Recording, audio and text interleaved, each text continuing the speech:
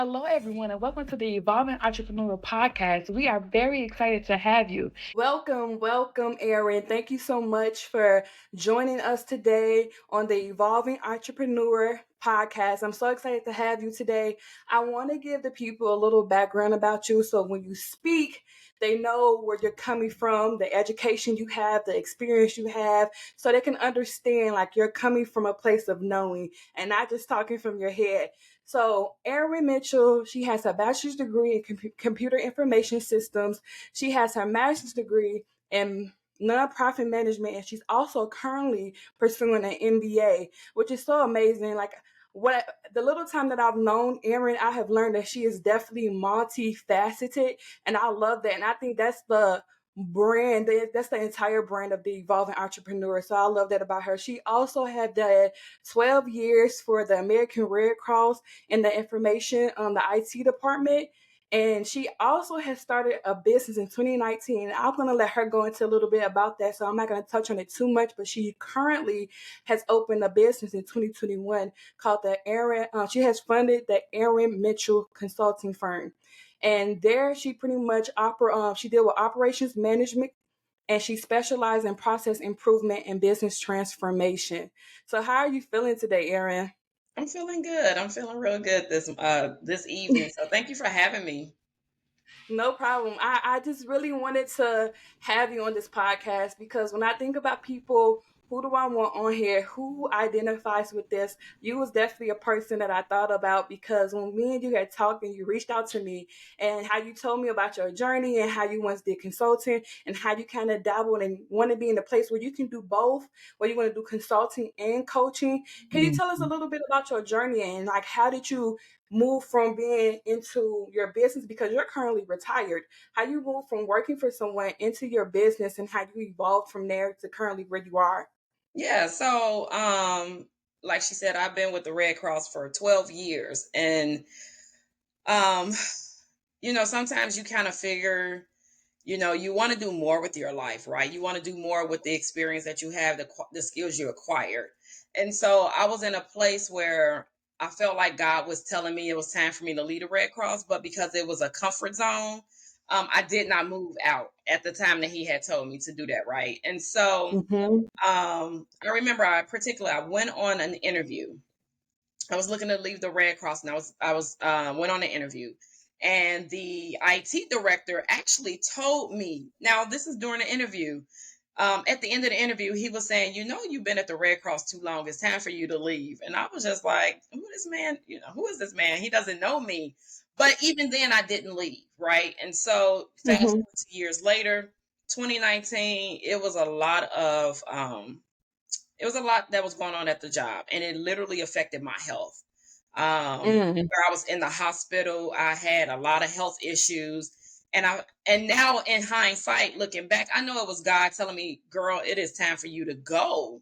And Yes. so, dealing with a lot of health things in my body, and my health started declining. I made the decision to leave the American Red Cross, and it was the best decision ever. Now, I love the American Red Cross. I love what they do, but it was just time for me to do something more. And so when I left, Mhm. I've always wanted to be an entrepreneur. I always wanted to have my own business.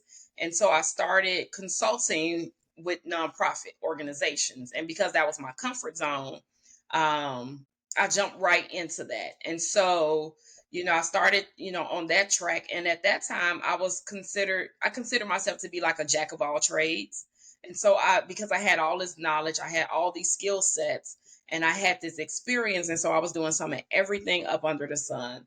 And so, I think once you start putting your toes into that pool of entrepreneurship, you kind of get addicted, right? And it's like, oh my God, like I Yes. do this, but you're your own boss. You're making your own rules, and you're doing business the way you want to do business instead of following somebody Mm-hmm. else's, letter of the law, so to speak. And so, just transitioning through that whole process, I really found out that I was equipped and, made to be an entrepreneur.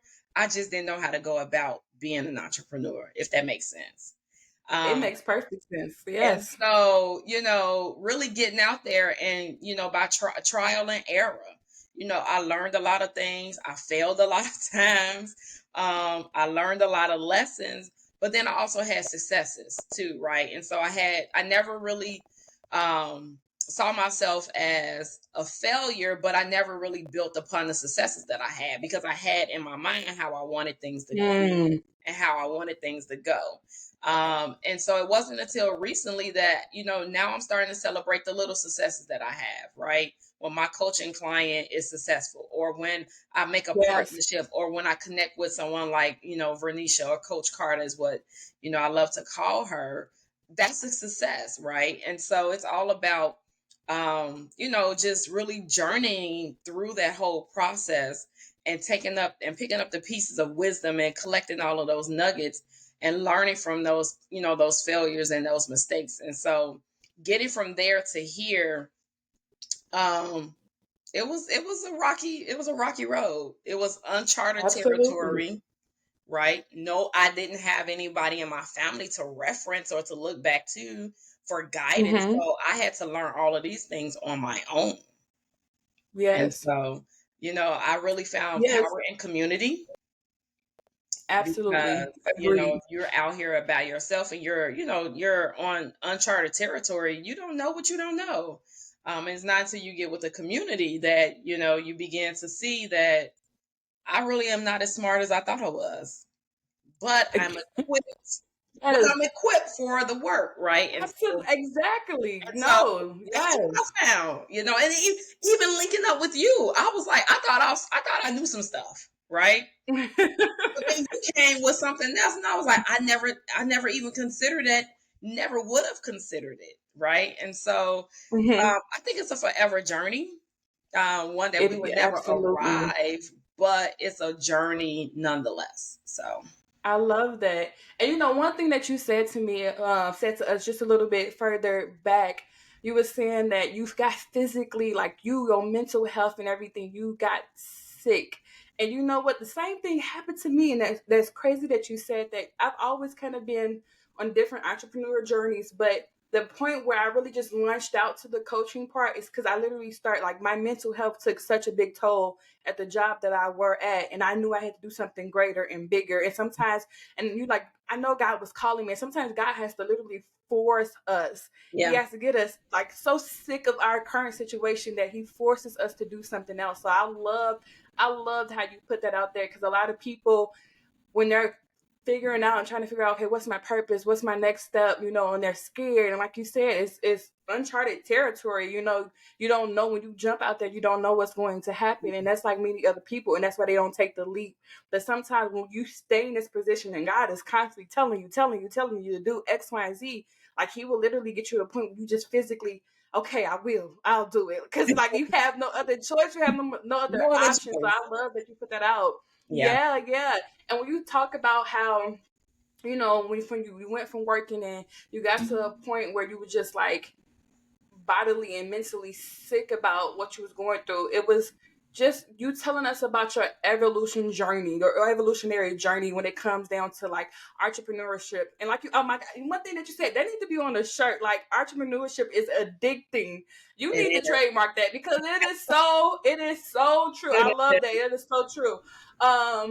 But yeah, tell us about like what was your first business idea? Like I know you said that you stayed in your comfort zone, and so many people we all do that because it's so comfortable to us. So talk about like how like what made you like decide to like okay I'll just stick here, or when you got to your next business journey, what made you push past the needle, like push past out of your comfort zone? Talk to us about that. So I actually started out um helping people start their business, right? Because that was something that was easy for me to do. It was something I was comfortable, with doing. And so I started out helping people just, writing business plans, getting their LLCs or, whatever, filing for their articles of incorporation. But that was not satisfying. It was not fulfilling. Because it was Yes. easy, but it was also Yeah. something that I was comfortable doing. So when I started Mm-hmm. helping and consulting with, solopreneurs and entrepreneurs, you know, it was something for me to do, but at the at the same time I was like, they can do this themselves. You know, why do I have to do this? Because it's literally like, it's a questionnaire you fill out online. And it's maybe like not even 5 minutes to do. And so I was like, I don't want to be the person that charges people just to make money. I want to be able to make an impact, right? And so when I'm Yes. working with individuals, it's not about the money, right? I need the money, Mhm. right? I got bills to pay, Mhm. got a legacy to build. But I don't want to Yes. just make money just to make money. I want to make money so that I can make an impact. So when we work together, I want Mhm. to be able to impact your business and your life. And so then I was like, okay, now switch over to the nonprofits that I was working at. I was working at the Rich Township Pantry. I was consulting with them right in the middle of the pandemic. Again, something easy to do, helping them, fundraise, right? And so with the pandemic happened, a lot of nonprofits couldn't go out and fundraise anymore, so everything had to be virtual. And so Mhm. again, in my comfort zone, I know the IT piece. I had just completed my first master's program, so fundraising was something that was still like in my blood, right? Very new, So, yeah. so helping them, with their fundraising strategies, helping them, go for funding, helping them put together, coordinate events and things like that. And I was like, I did that for 2 years, and it was just more like, okay. I mean, it's money, but it's still not satisfying. And so, going in my prayer closet, okay, God, what is it that I need to do with this business? You gave me this business. He gives me the blueprint, right? Yeah. But the blueprint is something I'm not comfortable with. Dealing with, what I coach with. One session for my coaching program is all around mindset, right? And we really talk Mhm. about mindset and mindset blockers. And it's four that I always cover: imposter syndrome, fear, doubt, and unbelief. Well, I dealt with imposter syndrome. I didn't think that I had the goods to do the job. And so I will Yeah. always shrink back into what I was comfortable with. Mm. And so, once that project ended, I said, you know what, I can't do this anymore.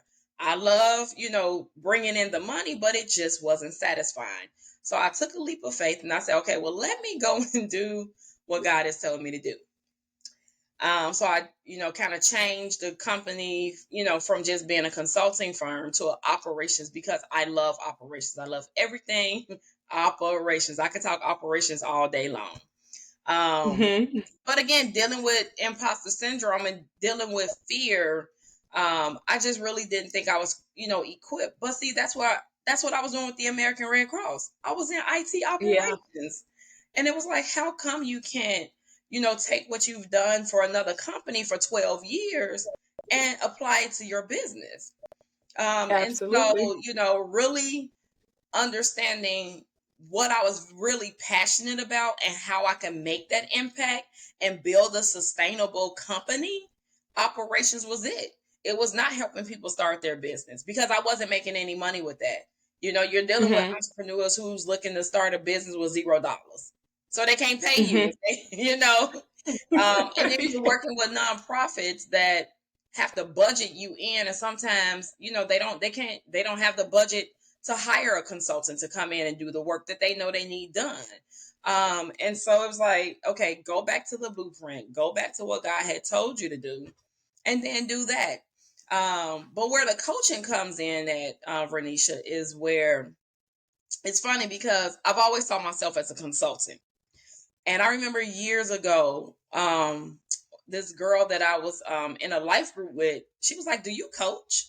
Because it sounds like you coach. It sounds like the business you're building is coaching." And I was like, "Girl, no, I ain't coaching. I don't like to coach. I'm a consultant." Because to me, I was comfortable being in the background doing the work, right? Mhm. I wasn't big on educating or coaching people. And so she was like, "You sure?" And I was like, "No, I'm a consultant." And here we go, years later, in my in my prayer closet, God was like, "Get your coaching materials together." And I was like, "Sir, excuse me, I'm Mm. not a coach. I'm a consultant." And he didn't say nothing. It was like, I said what I said, and I go do what I told you to do. And so when I Right. got all of the material together that I've consulted with for the last 2 years, I had a whole entire 6-month coaching program. Awesome. right? And what put the icing on the cake is that my current coaching client, I didn't even market, advertise, because I was still sitting on it. I got it together. I was sitting on it, but I wasn't ready to put it out there because I wasn't confident. She reached out to me and she's like, "Do you coach? Because I need a business coach." And I was Nice. like, See how it all worked out. and I was like, okay, that's weird because like a couple of weeks ago, God told me to get my coaching materials together. And I literally just finished putting the final touches on my coaching program. And here you go. That was that confirmation. It was confirmation. And yes, Farnisha, I'm telling you, I was like, well, let me just do a dry run. Let me run it past you. I did my PowerPoint presentation. And she was like, this is what I've been looking for. What? Are you serious? She was like, this is what I need. I've been, I've sat with other coaches and they're good, but they don't have what I need. This is what I need. I was like, awesome. You know what? And you said so much in that. And honestly, your journey and it's the same for many other people. Like, you wanted to follow your heart. You wanted to serve in the best of your ability. You wanted to make sure that what you do is not just about the money, but it also fulfills you. Because if it was just about the money, you could have stayed working at Red Cross or found exactly. another job that was better pay. It was about the money. And that's what so many people don't realize when they jump into this entrepreneur journey. And that's why so many people don't last, because when you start a business, a lot of times it takes a while for you to get to the point to really pay yourself, or it takes a while for your business sometimes to be able to pay your Yeah, bills, and it's a lot of exactly. sacrifice, and you have to get to the point where you're what you're doing is also fulfilling to you, and that's where that evolution come. Because even I remember when Tyler Perry was saying, like, when him doing Medea, so many times he tried to get away from doing the Medea character. That was just for him to like jump in the game. His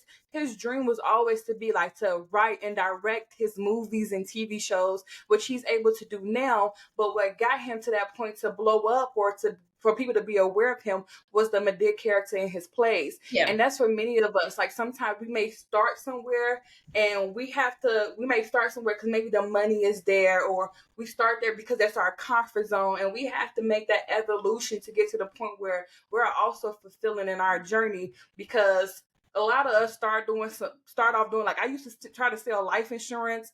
Wasn't nothing I was into. I just knew that the money was there, right? And then I was writing erotic romance books. There's so many different parts of my journey that it's a part of me. I like to write. Yes, I have a good when it comes to sales and pitch. Yes. So all those little parts of your journey, it's the for you. yeah, Right. So you're trying to get to that point where it's the for you. I'm content here. I'm feel fulfilling here. And because you feel more fulfilled, you're able to execute better. Your people find you, just like the lady who reached out to you. And that's how you know you have that confirmation. Okay, I need to stay right here. This is where I need to be, because it's not hard to go out there and find your people. Don't get me exactly. wrong. You put in the work. You have to put in the work. But when you put in that work, God will meet you there. And then before you know it, the clientele will come. Once you have to meet God there, though, with doing the work. And sometimes people don't do that. They don't get there right away in their process, because sometimes Yeah, they give up too quick.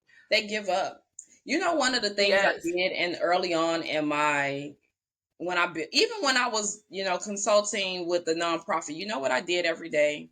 I came and I sat at my desk and I said, I am working as if I have a full staff and a full roster of clients.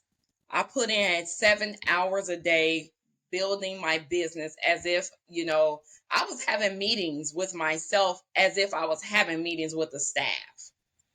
I understand. Yes. You know, yes. It's all about vision, right? And you hear so many people Yes. talk about that. Like, I remember when I got up on the stage and I was, so for instance, my current mentor, Lamar Tyler, when he started, they only started with maybe like 30 something people that they were going Mm-hmm. to have these yearly conferences with. 30 people, and now we are like thousands, and he's bringing Wow. in, a Magic Johnson, a Damon John, Beyonce's father was, came and was our keynote speaker. Master P. So many different people have come through and been able to pour into us. But he started. I mean, he shows us the clips of all of these, what he calls TSP Live, and they were literally like 30 people, and now we're literally like thousands, where we're literally what 3 or 4 ballrooms are. They collapse the walls, and we're taking up the whole space of Black entrepreneurs. Wow. But he started out with like 30, 40 people. And so, Yes. I even when I hired my teenage son to be my admin at one point for the summer, to give him a summer job. And I was like, we're doing this as if we have, I got a whole team of people behind me, and so, you have to start, and you don't despise, the small beginnings, because, like you say, you have to work, right? You have to put in the work. And once you do that, God can trust you to, now be able to handle the clientele that's coming. Because had I not put that Yes. program in place, had I not done what he told me to do, my coaching client probably wouldn't, even if she did reach out, I had nothing to offer her. So there I was, missing out on 6 months of monthly recurring revenue because I wasn't prepared, And so I think what a lot of people miss it, and this is what I know I see, especially with solopreneurs and people that's looking to turn that side hustle into a business, they are not consistent. And you have to Yeah. be consistent in what you're doing. Like you said, to your point, I'm just now starting to make money in the business, and I've been in business for 5 years, as 2 years as a sole proprietor, but 3 years under the LLC, and I'm just now starting to make money. Now I'm not able to pay myself, but the business is making money, and the business is taking care of Yes. business bills, and things of that nature. But I'm just now doing it after 5 years in business. And I know they say, the first 5 years is like, that's really the toughest, and so you have to be consistent. You have to be consistent. Absolutely. What would you say going through your journey? What was your hardest challenges, and like what solutions did you use to meet those challenges to be able to continue moving forward? So it's funny you asked that, because I just celebrated 3 years as being an LLC on September 3rd. I didn't even realize I didn't even realize, wow, everybody was saying happy anniversary, and I'm like, what are they talking about? And so I was like, wow, I've literally been an LLC, incorporated as an LLC, for 3 years. Although I've been in business for 5, right? But I always say officially I've been in business for 3 years. And so I was actually typing up my lessons learned, right? Like my mistakes and things like that. One of the biggest things that, the biggest challenge that I had, was that I was stuck on my idea of what this business should look like, right? Hmm. Even after getting the blueprint, God can give you an idea, but it's up to us to develop it, right? To take it from point Yes. A to point B, like a baby, right? To nurture Yes. it. And so I had this idea that my consulting firm was going to be one that helped everybody start businesses, and we were going to, be helping people develop marketing strategies, business plans. I mean, everything up under the sun, right? But again, to what I stated earlier, when that didn't work, because that's not something that I like to do, I really had to divorce my idea of what this business should look like, and be comfortable with people coming in, pointing out, this is your strength, this is what you need to do. Again, the power of community, right? And Right. so, when people saying, oh no, you're really good at this, like, why aren't you doing this? And it was like, well, I know I'm good at it, but I didn't have the confidence. And so I really had to go through a moment where I had to really divorce my idea of what this business should look like, and really put into play what God put in my heart, and to you um really began to do a deep dive and look at the skill set that I really had, and the things that I really wanted to do, and began to transition the business in that way, begin to pivot, Yes. right? pivot from this idea to that idea. And so the challenge was really, I know what I wanted, and I had my idea, I had my vision, but it wasn't working. It wasn't making me any money, and I wasn't passionate about it. And so I always tell people sometimes you have to pivot. You may start out one way, but where you end up and where it's going to be lucrative is going to be something totally different. And a lot of people are stuck there. They don't want to because they know what they want. They know what they're good at, and that's it. That's all. And so even at that business conference that I was at, my mentor, he started out, we had a session where he was like, he talked about the pivot. And he talked about different companies, well-known companies that we know now that started out as one thing, but they ended doing something else.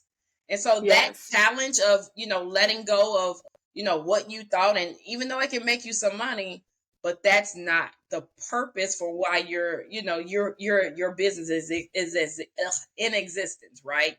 And so just really, I don't want to call it strategies, but really sitting back and taking an inventory of, what it is. Okay, I got the blueprint, but now, okay, what does this mean? What does it look like? And begin to build from there. And now I have recently just submitted $100,000 offer to a PR firm to help rebuild their operations. And then they want me to help a client of theirs build their operations. But had I been stuck at wanting to help everybody start their business, I can do marketing. I don't like marketing, but I can write up a marketing strategy. But had I stuck to that, helping people develop their business plans and marketing strategies and fundraising strategies and all these different things, I probably could have made some money. But this is the bread and butter. This is where it's going to be lucrative, right? And so literally just last week, I clicked that send button with all the faith that I had. Again, because they're looking to rebuild their operations, not just for the PR firm, but for her school. And then she wants to bring me in to help build a private security firm's operations. I love that. So I love that. And you know what? Going off of what you said, I used to do an exercise in my retreats where I have them go in groups, and I would have them come together to create a business and get the business idea together, how it gonna run, and everything like that. So they thought it was like, oh, let's figure out what business is gonna get the most money. But after they was trying to give me at the end of the activity, they wanted to give me like they blueprint, they business plan, and they thought I was like looking for that, but I wasn't at all. I said I don't need it, and I had each one of them to point out what was the strengths in building this business, creating the business idea. And sometimes, like you said, like we have an idea what we want to do, but what is the best thing that we can do to serve others? And they was pointing out things that people didn't see in themselves. Like you can have somebody who feel like they're the most talented singer in the world, and they're going that direction when singing may not be their strength, but writing is, right? So pretty much like you saying, like having that pivot and pretty much divorcing. I love how you said it, divorcing your idea, divorcing the way you see your business, and pivoting to the right directions where God is trying to lead you to, where He's trying to lead you to serve the people, your target audience. And that's very important because as you see, when you pivoted, the clients came, you can be able to make where you said it's lucrative. This is the bread and butter for you right here. And that's what sometimes a lot of people don't do. They're getting someplace where they're so comfortable and this is all I know. I had years of experience, I can make money here, but this is not where you actually need to be. Like what else is there that you're not seeing that you can be amazing at helping others for? And even with my current business that I started in 2020, I started off as a life coach. And I'm currently a business coach and a consultant. When I started off as a life coach, I was pretty much, I felt like I was doing therapy And I didn't want to deal Yeah. with that, even though people didn't understand it. Some people didn't understand the difference between a therapist and a coach. And the purpose of a coach was to get you from one goal to the next, get you from A to B. But Yeah. in that boat of life coaching, I was getting a lot of people who wanted to deal with like emotional issues. So I had pivoted quickly from that stage when I realized this wasn't the direction that I initially wanted to go. And honestly, pretty much like you would say, sometimes your audience, your target audience, the people you're here to serve, they choose you. Before you know, as soon as somebody already said, "Are you a coach?" You like, "No, I'm a consultant." Are you sure? Like, sometimes people see that other side that you're not seeing That for you're not. yourself. And going right back to what you're saying, community. Like, if you guys not hearing anything else that like Erin is saying, it's like, get yourself out there, community. Like, when it comes down to, we're all gonna fail in some type of way. We're not gonna be perfect. The journey is very, very bumpy. But to put yourself out there, you're gonna realize you're not as smart as you think you are. Maybe the field that you're in is maybe not the right one for you. So when Right. it comes down to like researching and understanding like where you stand in this entrepreneur world, like what Erin is dropping is gems, his goal. And honestly, that's the whole goal of this podcast, is learning from other entrepreneurs by hearing their journey and hearing their mistakes and the challenges they face. So thank you so much for that, Erin, first of all, because I think a lot of us and a lot of people who are going to be hearing this and they're about to go on their entrepreneur journey, they really, really need to hear these things. Yeah. I have a question too before we go ahead and like start wrapping it up. For those who are listening and want to know, and they're like interested in your industry, Mm-hmm. like, what are some of your growth strategies that you would give to another person? Definitely make sure that, again, because operations is my jam, but operations is literally the foundation of every business, right? And so when you're talking about growing, you want to make sure that you have things in place where you're not necessarily always working in the business, but you're working on the business, right? And so Yes. you and I, we did a webinar, and I talked about building your operational core. That's the foundation of your business. So when you're looking to grow, you want to make sure that you have a solid foundation. And there are always, key functions within your business that has to be shored up and solid, right? And that is your operation, because the operations is the meat and the bones of your business. When you're talking about operations, and a lot of people don't understand what it is, but it's literally the functions that keep your business running day to day, right? Yeah. And so if you don't Mm-hmm. have a good operational core, you won't be able to grow. You won't be able to scale, right? And so ensuring that you have your operations in place. So some growth strategies, again, kind of going back into what we talked about at the during our webinar. One of the things that I loved about our your sessions, um you gave so much in establishing your business foundation, right? And so when you're talking about growth, you're talking about making sure that you know your target audience, because if you have 25 high-end clients that will pay you $200,000, you don't need you really serving them time and time again, over and over again, and because they're buying from you, right? But if you don't Mm-hmm. know those key elements of what it is that you need as far as your target audience, if you don't have the systems and the processes in place, if you don't understand even what type of business structure you need based upon your business goals, like those types of strategies are very important when you're looking at starting your business, you're growing your business, or you're scaling your business, right? And so I love how you really pointed out having a business plan in place, right? And so you may Mm-hmm. not need a business plan because you may not be going for investors, but however, you need a business plan. You need to get what's in here on paper and begin to Yes. look at it and develop it out. You have to set your 1, 3, 5, 10 year goals so that you know what you're working towards. And so I always tell people, some everybody's always looking for all these big old grandiose strategies, and we have to get back to the foundation. We have to get back to the basics of Yeah. things, right? we lose sight of those things because we're looking to scale, 5, 10 times, right? Or 5x, 10x.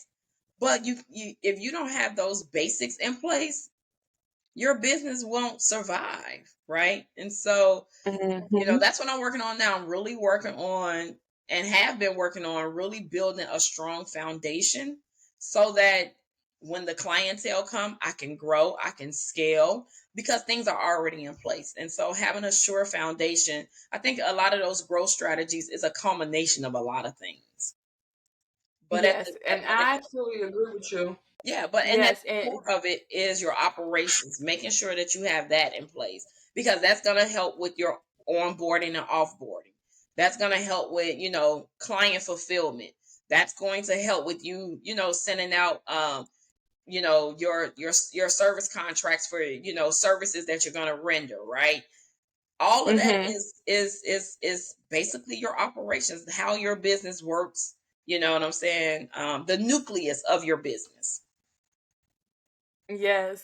All right, Erin, thank you so much for joining us today on the Evolving Entrepreneur. Tell the people where they can find you at. Sure. Thank you for having me. So you can visit my website at consultwitherin.com. ERIN is how you spell my name again, consultwitherin.com. And then you can follow me on Facebook and Instagram. My handles are Consult with Erin.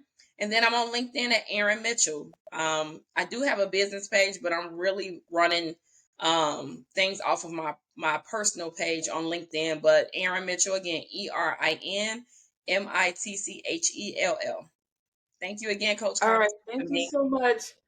No problem. Thank you so much for joining. And for those who did not catch it or are not around somewhere where they can write it down, in any area of the description, I will add those details. I just wanted her to say them out loud for anyone who's listening and not just watching on YouTube or seeing preview spotlight videos on social media. So once again, thank you so much, Erin, for joining us today. And I can't wait to continue to work with you in the future. Okay. Same here. Thank you again for having me. Thank you.